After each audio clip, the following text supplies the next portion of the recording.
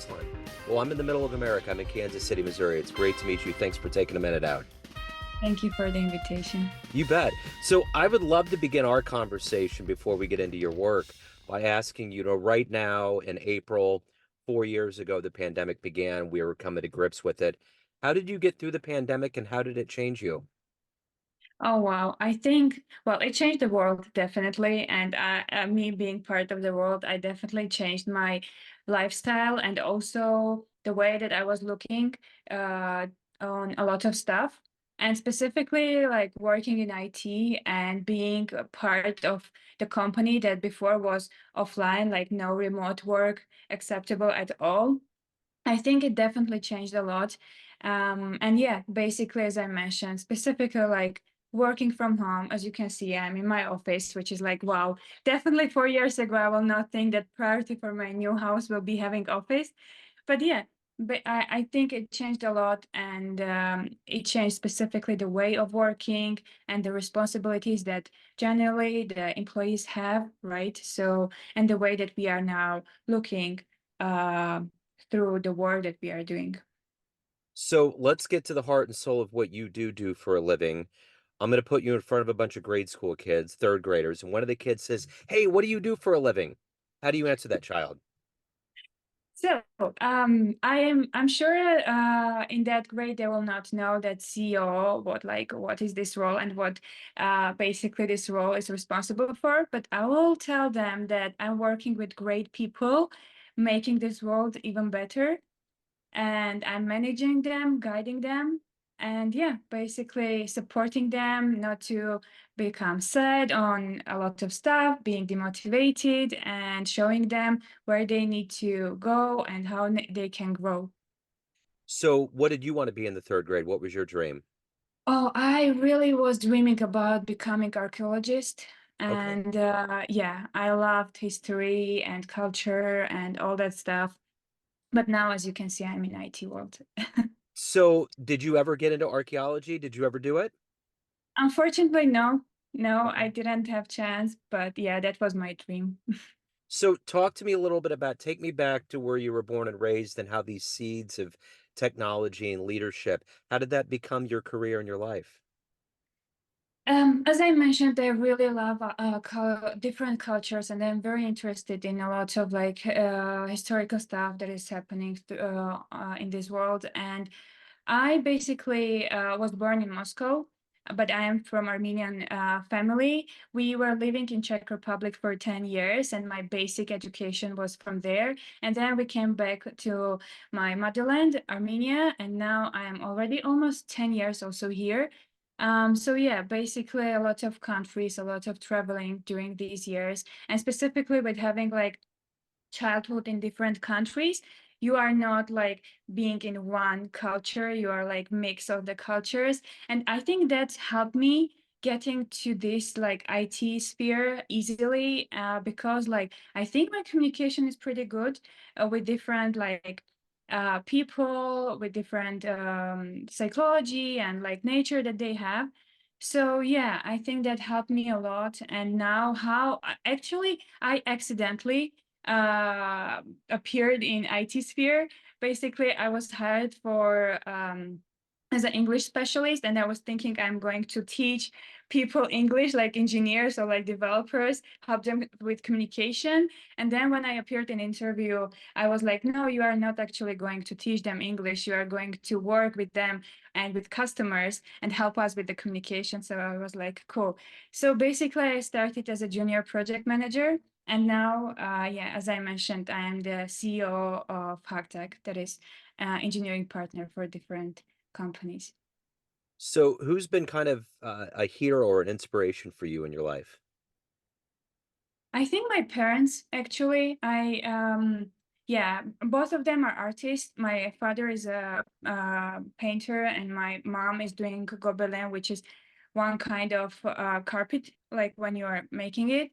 So yeah, basically being raised in artistic family and seeing all the advantages and disadvantages of being in this family, like the struggles that usually artists have, having like specific income from their work and all that stuff. I think I was inspired by the strength that they always have. And we are four children in the family, and like keeping four children is not easy, right?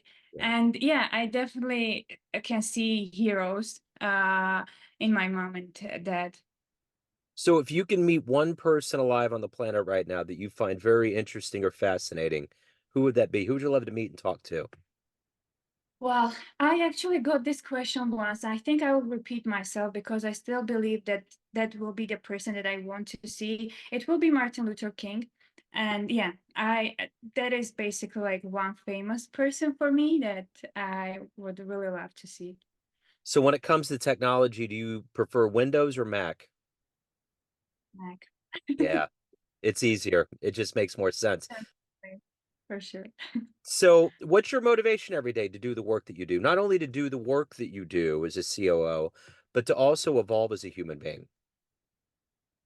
That's actually a great question. I think first will be my son. He is already 6 years, 6 year old, and now when he is starting to understand the world, I can see that he is like, "What is mom doing? What is dad doing?" And I'm like, "Okay, now I need to show him everything." And definitely, it will be my son, whom I am already motivating, and he is motivating me when I'm getting the feedback from him, Yeah. how good mom is, and also people with whom I'm working, seeing their happy faces, seeing their gratitude, and feeling specifically their trust. That's definitely one part, one piece of motivation that I'm getting. So, what's been one of your favorite client success stories so far? Well, there is one client. I don't think I should mention the name, Sure. but we were working with him when I just started my career in IT sphere, and we worked together on several projects through 7 years. And I'm like, we are always joking that he is always presenting me as his work wife to a lot of people. And I think being with this kind of client, which is already not a client, but really kind of a friend and family member, I learned a lot from this person, and the projects that we did gave me a lot of experience. So, the one thing that's big in the world of IT right now is AI and the way it's going to help and streamline and do all the things that it's going to do. Are you nervous about AI? What's your thought on it? Not at all. I am not nervous. I am more like we need to educate ourselves what is AI generally, how it can help us, because I think the people that are afraid of it, they just don't have enough knowledge about it. That's why what's frightening, right? So I think just having better imagination, how it can support us in our even like during the life, during the daily work. If you are using it properly, that's the main point. If it is properly used, I think it's amazing. Yeah, and no one should be afraid of it. Yeah. So, let's say you have a dream tonight. You run into the 18-year-old version of you.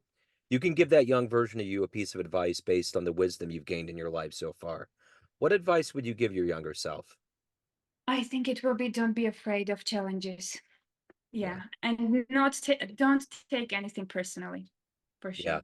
Yeah. So, what are you the proudest of all these things that you've done in your life and accomplished and become? What are you the proudest of?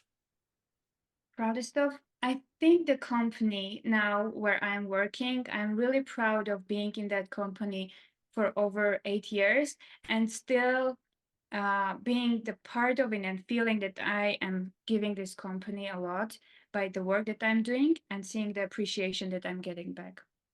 So, as a leader, you have to give good advice to people. What's the best advice you've ever gotten? I think still like as I mentioned about like when I will be 18, well, being back in 18s, it will be still not taking stuff personally, specific when you are a leader. That's very, I know it's very difficult and easy to say, like, don't take it personal. But still, for all leaders, and for me, the lesson that I learned is that, yeah, you shouldn't take anything personally. You just need to analyze and evaluate and find a solution. That's it. So, everyone out there has a perception of you, family, friends, all of the people that you work with, clients, colleagues, but you're in control. What's your perception of you? Who do you think you are? I think I'm a friend. I'm considering me as a friend, and I really love the support that I'm able to give people. And yeah, not a hero, definitely, but someone that can help people with a lot of stuff. So let's say we get off this call here and a time machine pulls up, and you can either go back in time and see one event in human history, or you can go into the future and see what's going on. Where are you going to go? What would you love to see? I think it will be future. I Okay. mean, we know the past, and we already did some mistakes, but we are just learning on those mistakes. And it's just about future to see like what you learned from those mistakes and what who you became in the future. So if anyone wants to reach out, learn more about you, anything about your world, where's the best place for them to go? Definitely LinkedIn. I'm very responsive there, and yeah, you can contact with me, and we can chat about a lot of stuff. Excellent. This has been wonderful. Thank you so much for your story. Thank you for your time. I appreciate it. Thank you too. Thank you so much. You bet. Before we get off here, how do I pronounce your last name correctly? Chtchyan. Okay. I just wanted to make sure. Excellent. Thank you again. Have a great day. I appreciate it. Great to meet you. Thank you. Have a Take great care. weekend.